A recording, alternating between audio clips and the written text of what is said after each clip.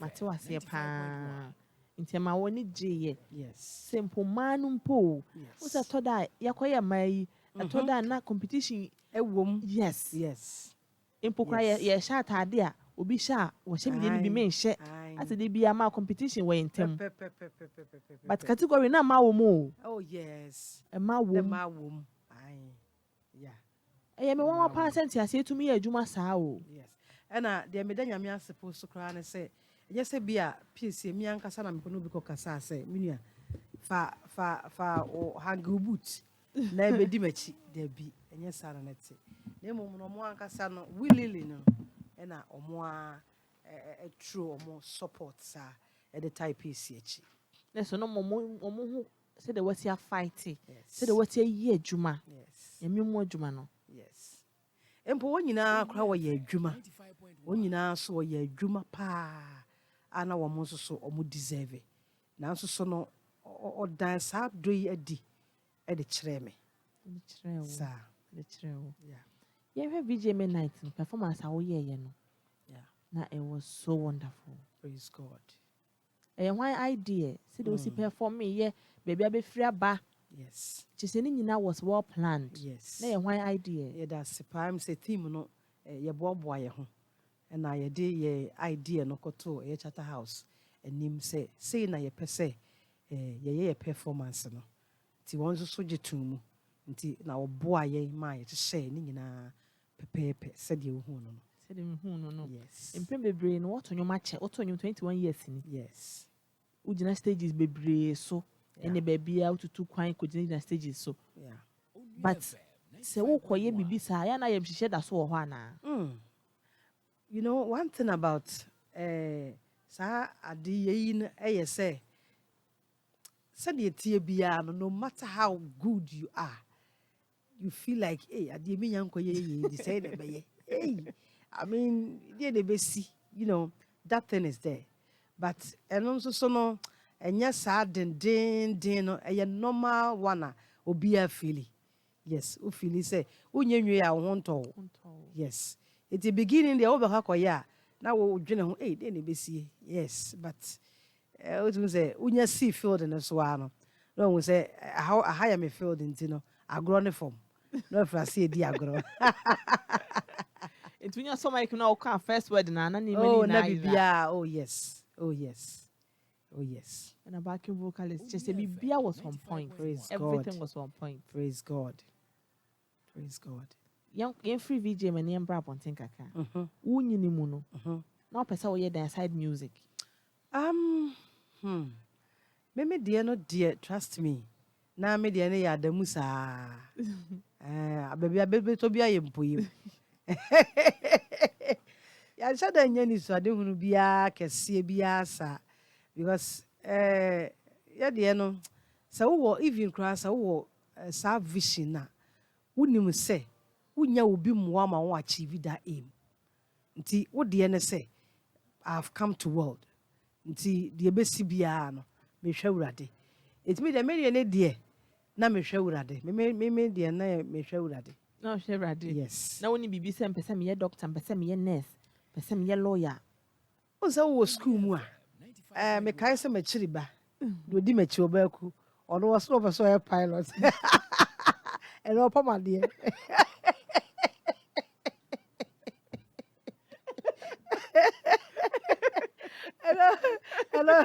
hello you go was hey we should have to cancel muno obi a me so am pilot ene opamade you know enti ye share de adwi bebre ne ba ya adwenim de pese ye but me ankasa me shada nkai me de ameka ya ankasa yen to ayan common so yeah yen to ayan common so yes now you any person or pilot say ya opamade edi me de me shada nkai me so no de na me se meye me nkai but me kai se me nyini me ya wie school ni ho no na me bota ya nyina ne se me wie school na me free me kurom abakumase na vision no me se me nya beduru kumase de no ano no Na to be do kuma sa obeye den. I know they hear no see abeduru. And now we movies pa. Ya ba e wo kura se ho. Ai. Go TV way. TV kura ni ho. TV no banya bi ahwa. Ji say ye kuro mo hene. Na that time no wo TV. Nti wo kɔ afuo mu a wo tu menkeni akɛse no. Na oba na gate ho no. Wayi na wo de aba na ya ahwa wona asese. Wona ase efa. Odwale ane amu awuram. Akɔhwɛ kakra. Ai. Eno kwa da na black and white TV ni bi akam drama. Itu was na say menye we there menye. Unkwa na ba Kumasi that time no. Oh me nkwa na mba Kumasi me wie school. Na won fie be say. That time na me won fie be 16 years more. And na wonyini bebre sa. Yes. And na ma ka say bra ana wo dwane 25. Oh da bi na me mama wo Kumasi. Okay. Nti na manya wie school ni die. Na won tina krom ho. Me ntina kurase da. Makwa fuo mu sa. Nti ma wie school ni pa die e wo se mba Kumasi. Yes. And I buy na Kumasi life to say. Be Kumasi me dey me so be land Kumasi because na me botae nyina na say betimi be land sometime. Me be land wie dia aduro bi anka de. Eti me bedru ye no you know me so ane ma tonton kakra e wo Kumasi tafo. Nti that is how me jai yi me wie school ba tonton ne ma na ade na me nya sika kakra e na me kai se maame e di bi sauce e na odi me ko sua ade pam to no nya ni me na ai ba ade pam no ono no de ohu ye ba me de me hu ade dia ai because am timi hu po e je se Kumasi Nzongu me kai pa se de mitimi ya na slate na slate ne kwa so de apai to ni bia eno ne ye nya den don't me anka si every eno me ye twitwa se twitwa ade no no mahu but me wo ideas when it comes to adepam me wo ade no ani so but me design it but me nim de nti amantumi ehu twitwa because some am me de no se me hu e be na eni wani so be pam ade and yes you know akoma nim yes eno so no na sometimes adwuma bi wo ho no manya wadwuma yes adwuma bi ho anya wadwuma nti nyankopon kra ma wo ha wo ho nsua na wagyae e wo kwan so yes because bi o bi fufuro de mawa opese no e na wo ye focus on it yes onim designing the nature say VJ matade a wo na design here in fact eno de amosi na eye ho adwuma ye tena say ye plan for there ye be hye na aja odi ideas ni bi ba ye na ye to adwene hu say be fa and then you go ahead it is Saturday na say Friday ni do na ka wata de nye ready an ka benya bibiri ahye ka wedi en ka asema sipa there's only option be e e ka menya option wo ladies in okay yes okay ka menya option wo ladies in yes an ka be ye gam say de o share no Saturday na you know say na say ka ya plan ya enema wo ladies in ka betumi afit okay on that occasion yes but en kokko ya on prepare sad dia ko ba say ko ya on prepare say ba se bia e VGM a e ka ye nim dia ye be kono okay yes do menya bia hyede but you know ka say ba se ye see ebire bi atwam say see ebire bi atwam say see eti ye life mu no any moment bia no yetumi ka nema bebre DJ wan pacho wo emi ye wo pacho bo ma ye why I am person say one more the latest one no who say ye all stars rendition yes the latest one na my near fan twice ye all stars ni nyina aye obi abeto ne verse yes nyame sum ne die so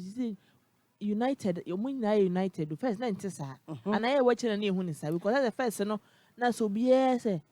odia yes odia oye ne de wa frame ya me nko atena manso but say die atena ma sesa pa me dawurade asekese wo sa kwan so de wo kana no krepa because now no say we nua musician ye program unhia say oba ma invitation say bra ansa no wako Debbie. ye ko bebre abrakwa ye my invitation Unu no. yes, and that is how it's supposed to be. Yes, but sometimes at first na yente sa nneɛma na because of feel say me ye me de wa ama Ewo nipa mu ewo nipa mu pa. Yes, and ye nipa su ye nipa no nko ade wo ye deanya say awurade honhom enti wo mu a wo beka say wo ye bi de atua wo nuane ka bone fache ni ho Debbie Uba to say new when a day gospel musicians no together na enyum we no. And they nka bombae. Oh, nyame adom nti meka say we ayebi. But for some time no awurade adom nti ne nka bom ewo ho. Pa, you could tell why me ye ni mane nto asan komo no so e me dase. Peisie Esther, My darling. Osei enkrofo nchen atena. Na otena enkrofo nchen kaka. Mun say na meka say enwum we no eye life story. Nti enema sometimes yehu ewo ebinum abrabom. Okay. Ye de ka ho. Yes. Ye de ka ho. Yeah, Because a story na woka. Nti no some bibia kakra. Bibia kakra. Na wo de aka ho. Na kasa kire tiefo no. Sanity. Obi a wo fa saase no mu saata no mu bibia tia na onya rejection. Yes. Na me no ne fa kese pa eye campaign na me pese me fa to me ho so na me ye eye se enkrofo a mo ne enkrofo ma etena ekwan a mo fa so eye mmofra no bi especially kura nkwala nketoa na bia me kwese ne maame afirimu na bia woni obi nete enema ye de akwala yi atete ye de akwala yi ebi mo survive I mean the yemfa ebi wo ha bo so wo ha na bia beto social media na obi etumi ehu de de akwala na fam na bia ba bonten na de yehu ene doso eti ye mesre awofo num bi ene se enipa na wote wo nchen no wonim a time will come enipa ko a sa enipa no obeye yes eti bi ho edru Mother's Day a obi ho a say oh sister we woni akwala we tinaye anso so no wan sada mfi no as wan ne maame obi a woni ne tinaye wo yi ni boniaye na anso so no ono ne nim woni ne te no ade a wode ne fam ono pe na betumi akire me ka say bi a me ka say ono ne makore didi a obehwe ne abod hey ka ho froko sorry fi na de ya ne sebu ha na nye ohoho bi o ni nua bi ba ne nana bi oh yes ne nana ene mane ye se so Onua ni moja yes na wo na yakayaka de why obe treat you to say de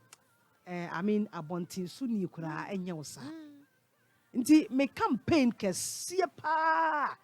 me be ruade mpaye ne se me nya aboafo na me nye yese amen enkofo mo ne enkofo mate amen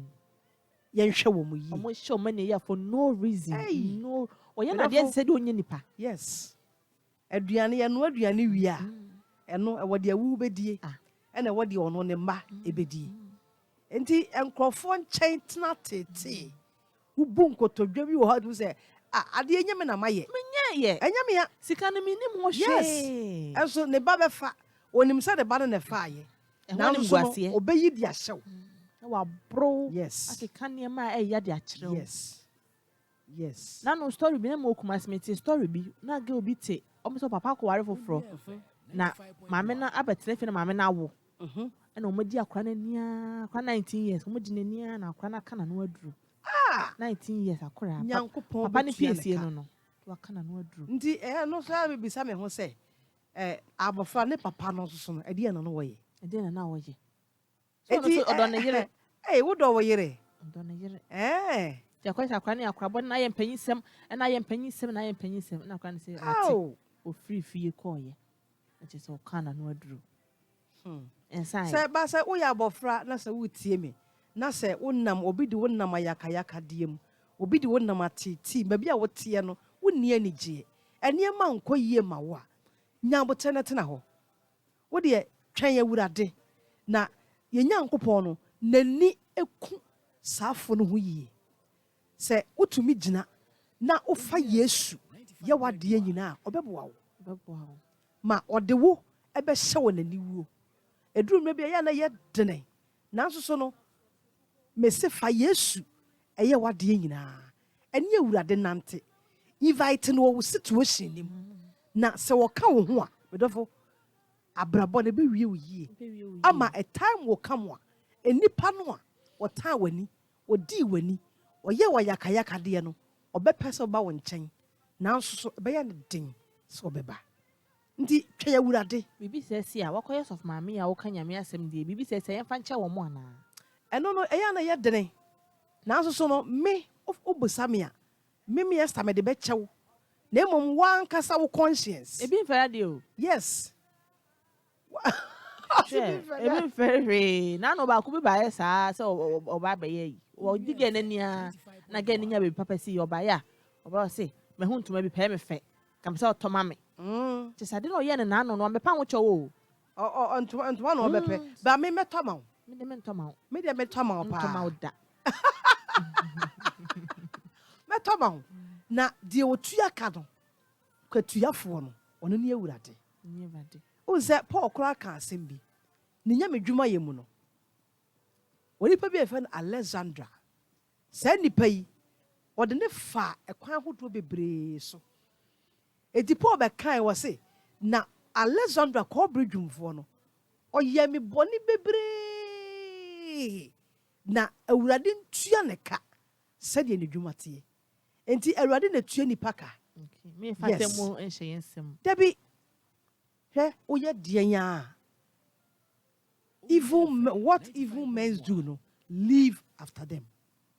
dia wo ye e wo abra bomu a wadweye wo se bia onipa nhu ekwan bia wo fa so a wadweye wo se nipa nhu biribi hinta Nyankopon ono de Bible say ohunu akirikyiri ade ene wo ye nene enti dia wadweye so obi anhu nyame anhu enti wo de afiri wakoma mfa kya nipa no na Nyankopon ono ene tuaka obetua obia wo mu yoso ka se ne nyuma tie se de ne nyuma tie nti obi yo ne afa kye no emfa obia de enhye wo mu ele ye ka ne se ya ye fi se bia eye mimi se me de ne se me de be kyew but me mew me ne oni agrobi yes that is me but me mu no I have nothing against you me de no so obi ye ma de na se be mu sa de aye me ya makoma mu no me mfa nhye me mu me de be kyew but me ntimi mewo enye te se first ni yes me hu a me no me I have nothing against you but it look as if say intervals won ebe me ne oni agrobi na wa ye me de ya kyen ne o ye me no ipatrimosu DJ wa wanya pacho wanya wa ye me ye ostro ye metro because enkofo nchen me ma sheda ntena obi nchen de ma sheda ntena nipa hunu nchen ma sheda ntena obi nchen de but eden ya na o say eden ya ma ntena enkofo nchen ma ntena enkofo nchen okay but eden ya wo story bi ani ne se eden ya obi kan odwan ani gu yi eden bi ma kombi di wanadwo bi so eden ya yi na obi of course bi ma ebu ada ebu jano de be ma de ba ta se ni yem ni mfiri yem na adidido obanga beka so didido jano si ana mi die me kai madam for doctor bi Dr. Shelton na baby na obo me ne nkomo na ono kwa de ne maame atu kwan a ke se ne maame ode yes won fasika ma ode ba the provisions ni ade ba ode ba na emo no ode ba ama osusuo nyina ode ba na emo no de wo hwe soso ode be ma wo no ho no ni asem no nti you know ya me borade mpa yese saade no efiri ho a ebe ya me de ya de da makoma so pa amen je wo bi de yie na so de yie se wo ye wo bi de yie a wo de ebe ye yie dodo yes Peisie Esther enkomo ye di de ya me de pa aye so educative interesting and as I lively nyame enhira pacho ye mre na so all as David be ma VJ me team and as wa team yes and sem kama bi abeka pacho manenko me da VJ me for as said ye wo kana say omotumi akai yenso na ɔde deɛ fata yɛn ama yɛn afei nso so bɛda me team no nso so ase ɔmo bɔ adwuma paa Awurade nhyira wɔn na mafa so mada ɛyɛ all stars me nua manyɔntofo a ɔmo boa me no Nyankopɔn wɔn nhyira wɔn ɔhema Mercy sɔfo maame Sisi Joyce Blessing Bapa Christy MOG Kofi Wosu Pepra Celestine Donko Perez Music nyame wɔn nhyira wɔn sɛ ɔmo nyinaa de akoma pa ɛne ɔdɔ ɛbɛka me ho ma yɛtumi yɛ adwuma yi na ayɛ fɛfɛɛfɛ all stars rendition yi ɛwɔ YouTube sisi yɛn ɛyɛ live recording na kɔne kɔtie obiara de a wɔtoyɛ deɛ mese meka no ne sɛ wokɔtie a na gya wo comment na sɛ nka bɛtumi a nka wo nso so sɛ yɛwo a ka wo deɛ a nka wobɛto no sɛ wobɛto no anwona wobɛto no dagomba wobɛto no wɔ ɛwɛ wobɛto no wɔ language biara wobɛto no borɔfo koraa nka sɛ sɛ TikTok no nka yɛnto obiara woto part a sɛdeɛ wopɛ sɛ wo anka wobɛto no because yɛayɛ no all stars fa wo so deɛ bra ne fa tag me na yɛnhwɛ deɛ wo so so deɛ no ɛbɛyɛ nti Nyankopɔn wɔnhyira obi biara